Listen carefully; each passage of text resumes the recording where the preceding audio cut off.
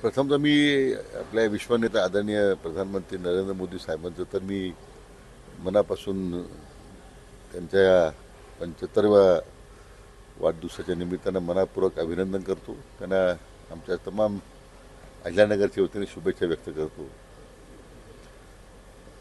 संपूर्ण जगभरातल्या नेत्यांनी त्यांना दिलेल्या शुभेच्छा यातूनच त्यांचं विश्व नेतृत्व आता सिद्ध झालेलं आहे आणि आम्हाला सर्वांना अतिशय त्याचा अभिमान आहे की अशा विश्वनेत्याच्या नेतृत्वाखाली काम करण्याची आम्हाला संधी मिळते.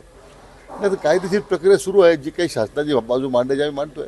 तर शेवटी अतिशय विचारपूर्वक आपण तो निर्णय केलेला आहे, तेव्हा आम्हाला खात्री आहे.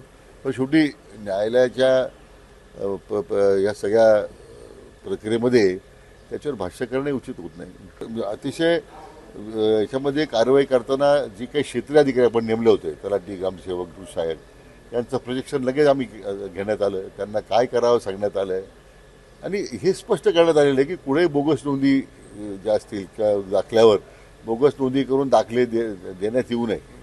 अशा जर काही बोगस दाखले दिले असतील त्यावर कारवाई होणार आहे.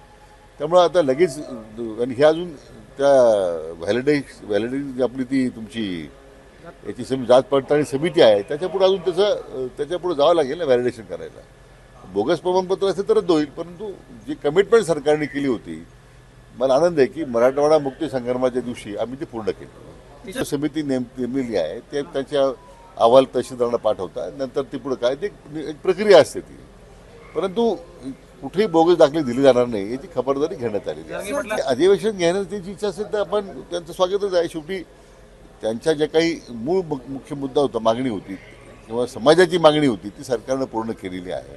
आता समाजाच्या साठी किंवा कोणी आंदोलन करत असेल किंवा जरंगे पाटलांची इच्छा असेल अधिवेशन घेण्याची, तर चुकीचं काहीच नाही ना. आहे म्हणजे इतक्या वर्ष केंद्रात राहिले मंत्री राहिले, 10 वर्ष केंद्रीय कृषी मंत्री, राज्याचे मुख्यमंत्री 4 वेळा राहिलेत. त्यांनी एकदा सांगा आम्हाला शेतकऱ्यांसाठी तुम्ही काय केलं म्हणून. आमचे नेते देवाभाऊ तर अविरतपणे मागे शेतकरी कर्जमाफी दिली, 1 रुपयाच्या पीक विमा योजनेची अंमलबजावणी केली, मोठ्या प्रमाणात एनडीआरएफचे च्या पलीकडे जाऊन शेतकऱ्यांना मदत केली. अनेक उदाहरणं सांगता येतील. मला खरं म्हणजे मी मागे म्हटलं की एकदा पुढे मी माझी प्रतिक्रिया दिलेली आहे.